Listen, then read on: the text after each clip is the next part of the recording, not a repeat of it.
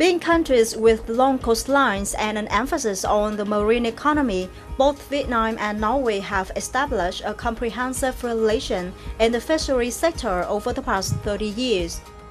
In particular, over the past 10 years, Norway has supported Vietnam to strengthen research capacity in genetics, nutrition, reproduction of marine fish, and develop a modern model of marine aquaculture following expertise of Norway.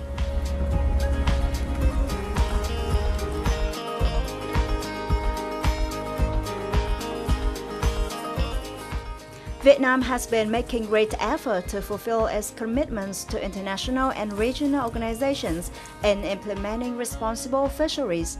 Therefore, the exchange of information, experience, and close cooperation with advanced fishery countries such as Norway is very important.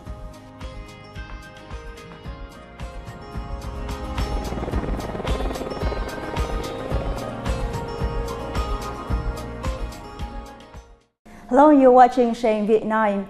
With long history of partnership, Vietnam and Norway have been closely cooperated in the sector of fisheries.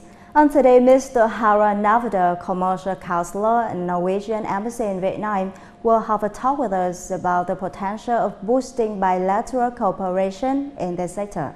Hello, thank you for joining us today. Vietnam attaches importance to developing relations with Norway. So how do you assess the trade relation between Vietnam and Norway during the past years? I think the trade relation has been developing in a good way. It has been changing over time. Mainly Norway has industrial products within what we call the ocean space and within new and renewable energy. If I start with new and renewable energy, I think we are well positioned and we have been assisting Vietnam a bit related to hydropower development. Now we are working with solar power development. And on ocean space, since both Vietnam and Norway have long coastlines. So for the time being, the trade relations are strongest related to seafood and aquaculture and processing. Rest raw material and so on. And we also see that now Vietnam is starting to look into marine aquaculture, and that is also a field where Norway has very strong competence, and we believe that it should be very good opportunities for Norway and Vietnam to develop strong commercial relations in this segment. But in addition, we also work with LNG, so I think the trade is not very big, but it's solid, and it has been quite stable over a long time. And I think in the years to come, we will see more, especially related to new and renewable energy and aquaculture. And talking particularly about fisheries, how do you see the reality of this industry in Vietnam nowadays? You can say that the cooperation on fisheries so far has been mainly related to capacity building, to research collaboration, to training, but there have not been very much commercial cooperation within the fisheries. The Norwegian fisheries and the Vietnamese fishery were very similar in the 1950s, 1960s. But Norway has been lucky to be able to have close cooperation with the neighbor states and being able to, by research, identifying our fish stock. And then it's much easier to know what kind of fish we have and what kind of vessels we can develop. And we have also been utilizing advanced equipment for fish finding, for handling the fish. We have a lot of ships today with factories on board that is processing the fish immediately when it's fished. And here Vietnam have a way to come, because you have so many small boats and they don't so far have very advanced equipment. So I think in the years to come we will see that Vietnam will modernize its fleet, and I think that is necessary to be able to give the fishermen a good income. But naturally there is also a challenge that you cannot do this too quickly, because when you are reducing the number of boats, you have to find other work for the fishermen. So that is also a social challenge that Vietnam have to take very seriously.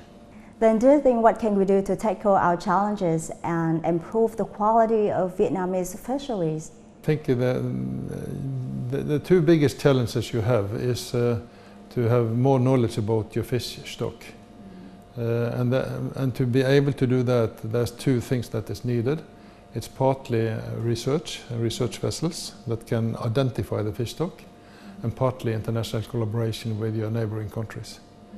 And both of these things are very, very challenging and difficult.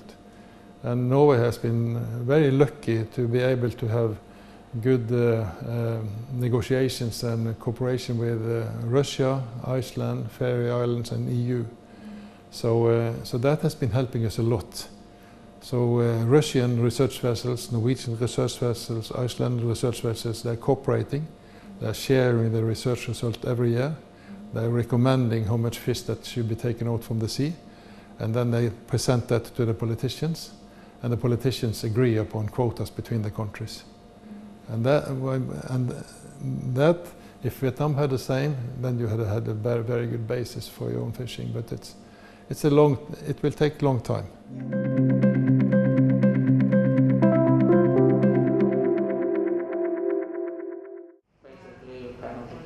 As part of regular activities to promote cooperation between the two countries in the fisheries sector, the Vietnam-Norway Fisheries Seminar took place with the purpose of sharing information on management in the sector, monitoring, controlling and surveilling fishing activities, promoting sustainable fishing practice, and exploring Norway's experience in dealing with illegal, unreported and unmanaged fishing, or IUU. From northern Norway, we are able to monitor the ocean anywhere in the world and deliver the information in mere minutes. So for instance, I think there's a lot of potential here in Vietnam because the satellites complete their orbit up to Norway and we can download directly and deliver the information in 20 minutes, 30 minutes, 40 minutes old. So it's still very fresh while the incidents are still occurring on the ocean. So even though we're quite far away, it makes a lot of sense from northern Norway us to be monitoring in Vietnam. At the seminar, Vietnam introduced new points in the Fishery Laws 2017, implementing international instruments and efforts by Vietnam to combat IUU fishing, manage fisheries as well as fisheries development policy and fleet modernization mechanism. Có thể nói là trong những năm gần đây, công tác điều tra nguồn lợi thủy sản phục vụ cho dự báo ngư trường đã được coi như là đầu tư. Và những cái kết quả này đã từng bước coi như là giúp cho cái ngành khai thác thông qua các cái bản dự báo về ngư trường nó khai thác được hiệu quả hơn, tiết kiệm chi phí hơn cho coi như là người dân. Bên cạnh đó thì cái việc mà chúng ta có những cái thông tin về nguồn lợi thủy sản thì cũng giúp cho ngành định hướng trong cái tái cơ cấu ngành khai thác cho nó phù hợp.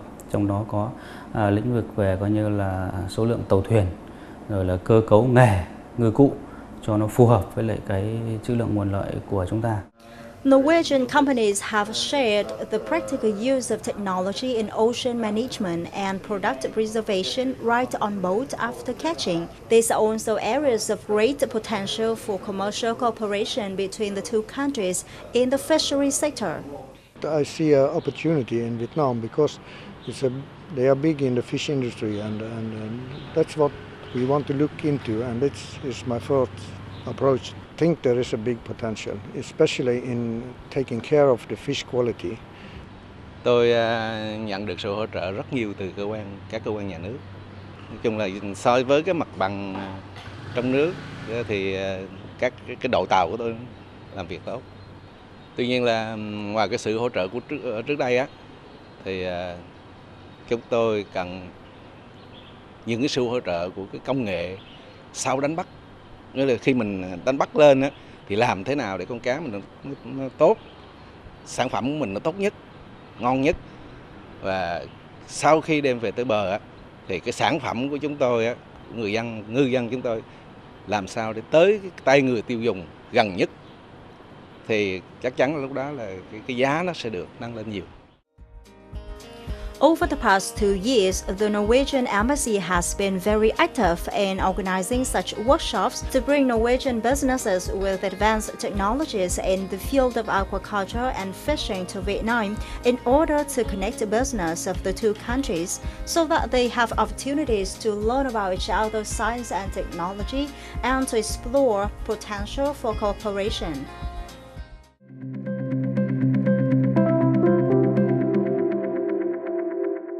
You know, here in Vietnam, Norway is well known especially for high quality products of fisheries. So can you share with us some experiences in this aspect? When you are fishing fish, immediately when the fish is coming on board the ship, you have to take care of it in a proper way. And all Norwegian vessels, they have different kind of freezing systems and what we call refrigerated seawater systems that is cooling the fish down to 0 degrees immediately. And that means that the fish meat is kept fresh for a long, long time. So 100% of the fish that is brought to port in Norway can be used for human consumption. And in addition to that, we also now have a philosophy in Norway that we should utilize 100% of the raw material. So we have been developing an industry that is also taking care of the rest raw material or the head and the gut and everything on the fish, which can be used to develop fish meal and fish oil and pharmaceutical products and additives for food. And the only way you can do that is to take care of the fish immediately when you get it on board in your ship. You know, we also wish to learn from your experience in making policy and tracking the illegal fishing activities or preventing the IUU activities, thereby improving our relevant legal system. Naturally, all these things are in a way put together. So what we see is that you need to have good research systems, and then you need to have good resource planning and regulations given by our Directorate of Fisheries and the authorities. And in addition to that, you have to have very good control during the fishing by having monitoring and control and surveillance systems that can identify how the fishing is taking place. And in Norway we only have 6,000 fishing vessels now and only 1,000 large. But still they are fishing about the same amount of fish as in Vietnam, where you have 108,000 fishing vessels. So it means that it's much easier to control 6,000 boats than 108,000 boats. But we see that you need to have a regulatory framework, you need to have strong regulations, you need to have a coast guard and a police that can implement it and make sure that everything is happening in the right way. And then slowly you will have a zone fishing industry.